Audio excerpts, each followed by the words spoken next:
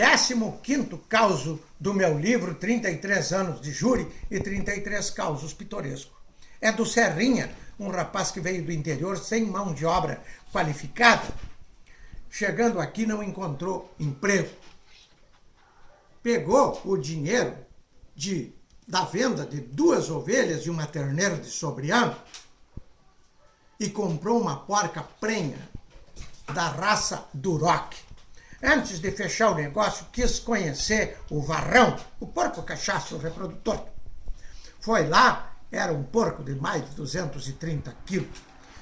Também Duroc com landraça, que era uma raça que só perdia para aquela Large White.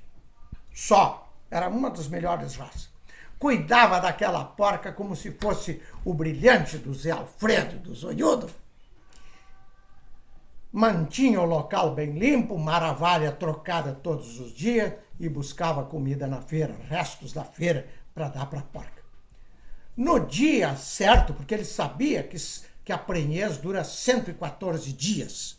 Ora, se a porca foi a 60 dias colocada em cria e uma vez só, logo faltavam 54 dias. No dia ele chegou lá no chiqueiro e chamou Cacildes. Era o nome da porca em homenagem ao Mussum, daquele programa do Zacarias, do Didi, os Trapalhões. A Cacildes não respondeu. Ele viu que naquele dia ela dava cria. Pegou uma garrafa de 51 e ficou ali de plantão. De repente, a porca se retorcendo, veio o primeiro bacurinho. E em seguida mais 2. E depois mais 3. Quando tinha 12 bacurinhos já nascidos, ele foi retirar a placenta. Para sua surpresa, vieram mais 2. Eram 14. 10 fêmeas e 4 machos. Ele se sentia o empresário do bairro. O sonho dele era alimentar todo o bairro com carne suína. Cuidou todo dia, porque a porca pode comer os bacurinhos. Tem animais que são canibais. A porca é um deles. Cuidou e tal, passou a noite inteira cuidando, conseguiu uma luz para aquecer o ambiente, dava leite numa chupeta ali, num vidrinho de Fimatosan, daqueles antigos. E no outro dia, o que deu de visita não foi fácil, principalmente a gurizada. Mas também vieram muitas percantas. Olhavam, com um olho olhavam os leitões e com o outro o empresário, porque os planos dele eram bons. Se no jogo de futebol nós chamamos de Maria Chuteira quem fica assediando o jogador, no caso do Serrinha era Maria Porqueira.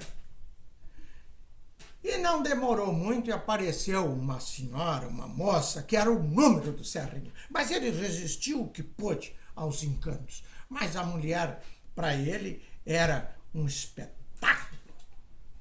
Até que, certo dia, ele se entregou aos encantos e partiram para os final médio. Aí começaram a namorar, namoro de 1 semana, 2 semanas, ele gostando da menina. O que ele não sabia é que esta menina tinha 6 filhos de outros maridos. Nenhum assumiu a paternidade. Quando ele se declarou amante da moça, ela disse: só tem um porém, tu tem que assumir meus filhos. Mas que filho? Sim, eu tenho 6, o mais velho tem 12 anos.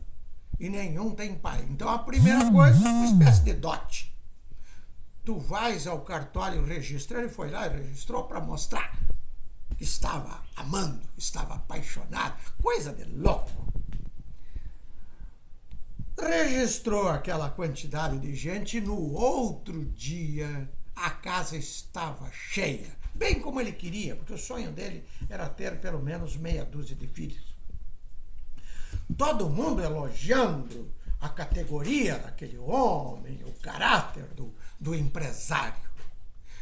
Primeira coisa que ele fez foi dar 2 porquinhos para cada um. 12. Aí ainda ficou com mais 2 e a matriz. Começou a fazer as contas que aos 6,5 quilos ele podia desmamar os bichinhos, os bacuri, e com 25 dias eles já se alimentavam por si. E ele colocava a porca em cria novamente. E logo em seguida, aquelas 10 fêmeas. Imagina, em menos de um ano ele estava com mais de 130 porcos. Então era um investimento de luxo. Tudo bem. A coisa ia maravilhosamente bem. Mas ele alimentava os porcos com o resto da feira e também com capim, cana cortada nos riachos, na beira dos riachos. Para isso, tinha uma sacola, mais ou menos parecida com esta. Uma sacola. E dentro da sacola colocava uma faca um pouco maior que esta. A sacola também era de nylon, maior que esta aqui. Os guris estavam jogando bola e ele foi e falou para o filho mais velho, de 12 anos: Fulano, vai cortar capim para os porcos. Ele que estava jogando bola: já vou. Ele falou pela segunda vez: já te mandei tu cortar capim. O guri queria empatar o jogo, porque o time dele estava perdendo. Gurizada ali no pátio. Na terceira vez ele pegou a sacola, mas sem saber que a faca estava dentro da sacola. Pegou a sacola e, segundo ele, teria jogado aquela sacola com força nas costas do piá. Só que quando ele lançou a sacola, a faca furou a sacola e ficou grudada nas costas do menino. Ele se apavorou, pegou o menino nos braços, levou para o pronto-socorro, chegou lá morto, porque perfurou o pulmão. É evidente que ele foi denunciado por homicídio qualificado, por motivo fútil e recurso que dificultou a defesa da vítima, inciso 2 e 4 do parágrafo 2º do artigo 121 do Código Penal. Alguém defendeu ele. E certo dia ele foi pronunciado, libelado. Certo dia eu recebi um telefonema para ir buscar um processo na sexta-feira para fazer o júri na segunda. Era esse o caso. Era esse. Peguei o processo, levei para a praia, cheguei lá, almocei, tirei uma cesta, fui ler o processo. Mas o que é isso? Não acreditei. O que eu vou fazer? E ele confessava, não tinha o que fazer. Na segunda-feira, cheguei bem cedo no fórum. De repente chegou um cara olhando para todos os lados, assim, só pode ser o Serrinha. Chamei ele: quem é tu? Eu sou o Serrinha. Então vem cá. Aí ajeitamos o depoimento, o interrogatório dele, ele mantendo a versão, esta aqui. Foi um horror. O promotor era um grande amigo meu, lá de Alegrete, era meu contemporâneo, hoje está aposentado, não faz mais júri. E ele me surpreendeu, colocou ao lado da cadeira do réu uma tábua de 1 metro e pouco, 40 centímetros de largura, semelhante a isto aqui.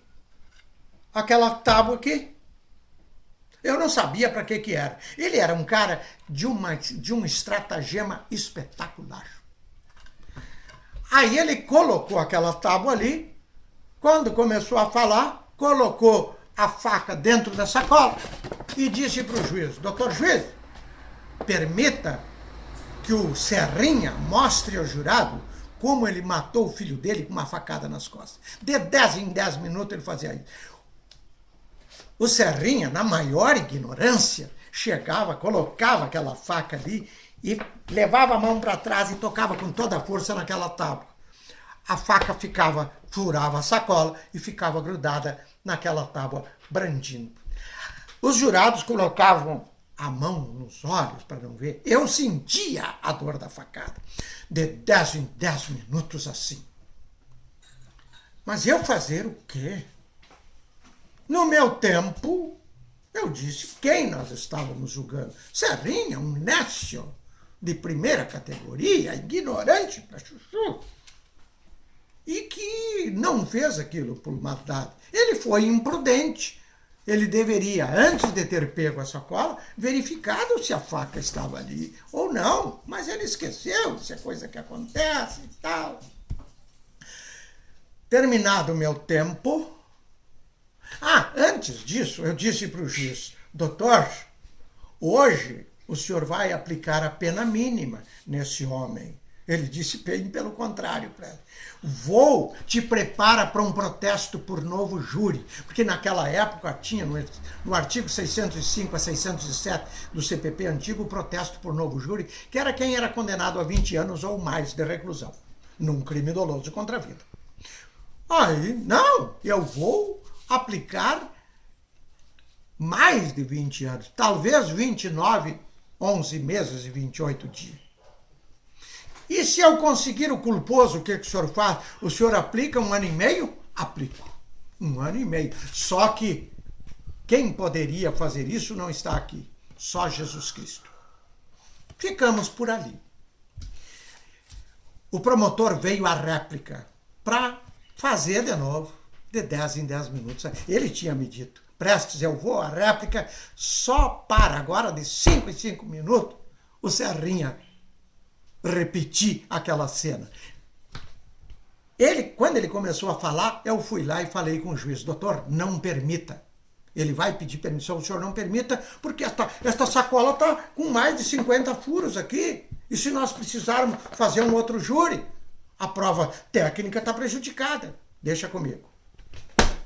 Ele veio em 2 minutos, ele disse, doutor juiz, permita-me que o Serrinha mostre como matou o filho dele com uma facada nas costas, sem dó e nem piedade. O juiz disse assim, não vou permitir. Os jurados já entenderam durante todas essas vezes que ele repetiu a cena. Então, chega. Aí ele falou, não falou 10 minutos e teve que entregar. E aí sim, eu tive meia hora para a tréplica. E pedi para o juiz, quando faltar 10 minutos, o senhor me avisa. Soou a campainha, o senhor tem 10 minutos. E aí eu incorporei o filho do Serrinha. Falei 10 minutos como se fosse o filho do Serrinha. Pedindo aos jurados que entendessem aquela estupidez, aquela ignorância do pai, aquele ato de imprudência, e que perdoasse aquele homem que foi muito mais homem que o próprio pai dele, que não assumiu a paternidade, e etc, e etc. O mulherio chorando, os jurados todos chorando, e eu encerrei em alto estilo. Agora, o que vocês querem saber é o final, como sempre, não é? Não é que naquele dia eu estava inspirado. Esta é a verdade. Cada júri que eu faço, eu tenho que estar inspirado numa música. E aquele dia a minha música de inspiração era de César Passarinho. Guri. Mais ou menos assim. Das roupas velhas do pai, queria que a mãe fizesse uma mala de garupa, uma bombacha e me desse. E ali vai, né? Mas se Deus não achar muito, tanta coisa que eu pedi, não deixe que eu me separe deste rancho onde eu nasci. Nem me desperte tão cedo este sonho de guri, e de lambuja permita que eu nunca saia daqui, e de lambuja permita que eu nunca nunca saia daqui.